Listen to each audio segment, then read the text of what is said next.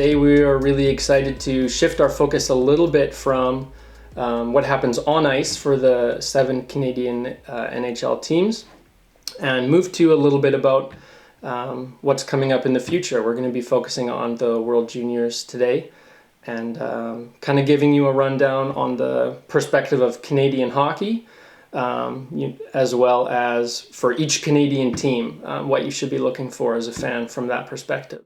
Let's keep her moving. Yeah, you bet. Just quick note, Winnipeg fans didn't talk too much about Perfetti here, but if you want, go check out near the start of the video where we go over Team Canada. Raved about him a little bit there. Yes. So, yeah, we'll keep moving east. Yeah, so, okay, we have Winnipeg, but I'm about to butcher this, but maybe we should be calling the Maple Leafs the city of Toronto Tuomi. You know how Finland Suomi. says Suomi. Ooh, tough. I was pretty brutal. Okay, but like seriously, this team's got a lot of Finnish prospects that are coming down the pipeline. So I'm just gonna list off a couple, and I'm actually gonna peel off this sweater here. But we've got Mikko Kokkonen, Roni Hirvonen, and Topi Niela, and it's possible that even Miettinen might make this team. Yeah. So 2 defensemen, 2 forwards. That's wild. You want to expound on that a little bit? Well, I think it'd be really neat and not that surprising if these guys end up being line mates or pairing mates, I guess, on defense. Yeah. I could see... Even top pairing. Yeah, totally. Like top line, do you mean? Possibly, yeah. I think Heinola is going to be one of the guys on the top line. Right. But I think either of the two. I think they'd make a very balanced, really nice second pair. And True. Honestly, I would love to see... Like, we'll talk about Jarventi when we get to the Senators. He's a guy who I see challenging for... he could play anywhere in the top 3 lines. Yeah. I think Hirvonen's in a similar spot where he could play anywhere in the top three lines for them. So that'd be really neat if he could. If you're a Leafs fan, definitely watch him closely. I think if anyone's going to be really pushing their way up the roster on Finland and taking on a big role, watch for Hirvonen to do that. That would be really exciting, I think, in terms of seeing him take a step forwards in his development. That'd be a really positive sign because I think the opportunity's there, and I think they're going to let someone step up and take that spot. Yeah. So Toronto is actually very interesting because they're likely going to be the Canadian team with most players at the World Junior Championships. Right. So we've just named 4 from Finland. Yeah. There's some more that I could mention from Russia, but let's not tease it out any longer. Nick Robertson is obviously what you guys all want to hear about and who you all want to see, right, if you're a Leafs fan. So Nick Robertson, what do you think? Well, there's this weird thing. So Twitter is... well, if you're on Twitter, you know.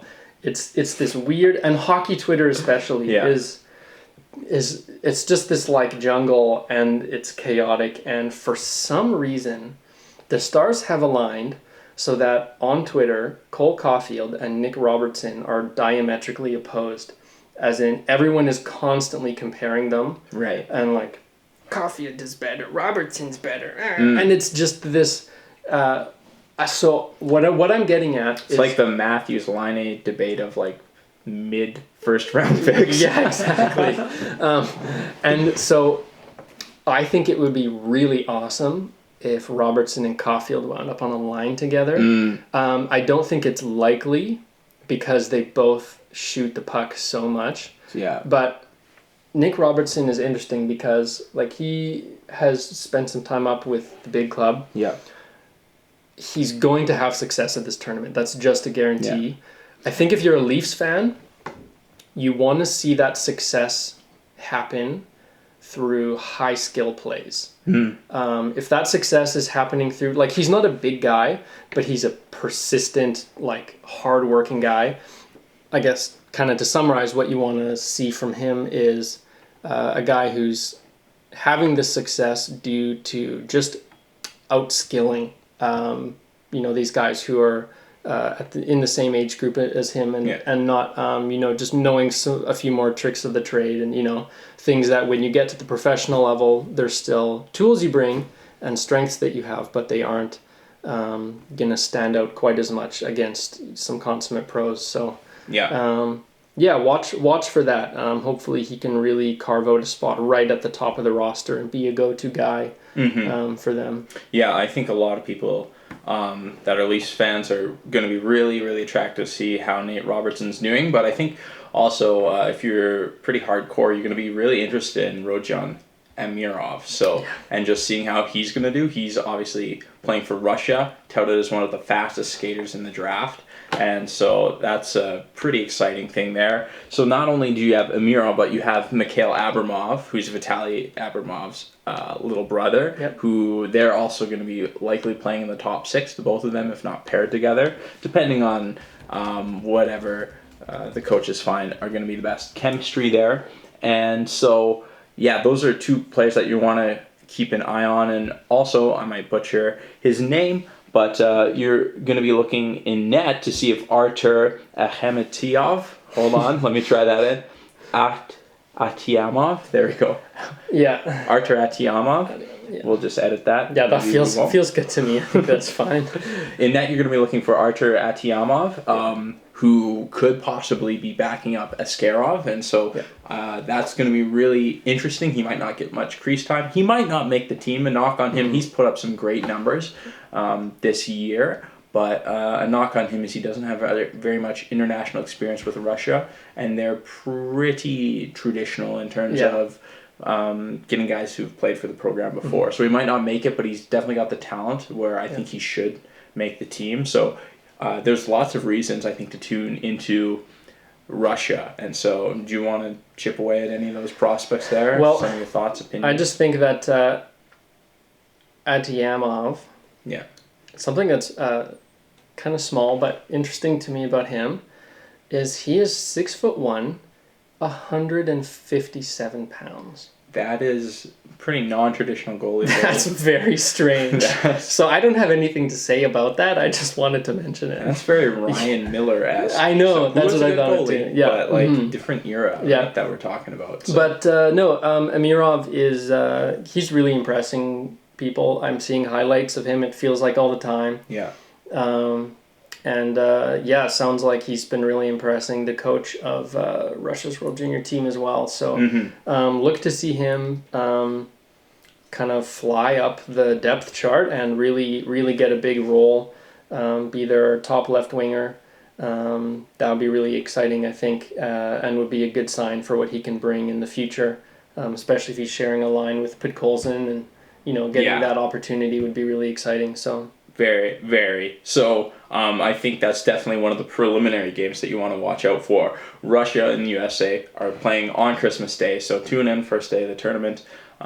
If you're able, I think that's going to be really quality content if you're a Leafs fan. And, I mean, it almost goes without saying that if you're Canadian, you might want to see Team Canada in the finals every single time. But you're going to get the most bang for your buck if you're a Leafs fan to see Finland square off against Russia, which is not out of the realm of possibility at all. Like, we haven't really been talking up Finland very much. We haven't really been touting them as a medal contending team, but they're no slouch. They've won in 2017 and 2019, and they've produced a lot of top 10 picks in the last little while. So it's pretty feasible. But it's feasible. I think if it happens, it'll be due to just great team play, which they bring to the table quite consistently. But absolutely. I think maybe it's a bit of an overreaction the way that they're sort of dropping in some rankings and stuff. But I think it's just the result of they often have some really big guns. Yeah.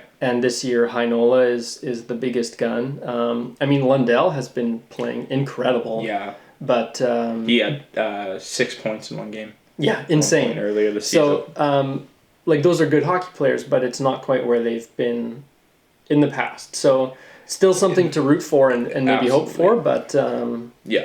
Yeah, and we'll see how Aatu Ratu does as well, being a draft-eligible player. It's probably not something that Toronto's got their eyes set on, but it's another point of interest for anyone who's listening to check out Finland, and we hope that he has a good tournament. There's a lot of other draft eligible players we're likely not going to be talking about in this segment, but we're rather talking about teams that your franchise or countries that your franchise is going to be really glued to watching. So with that being said, we're going to go to the other Ontario team now.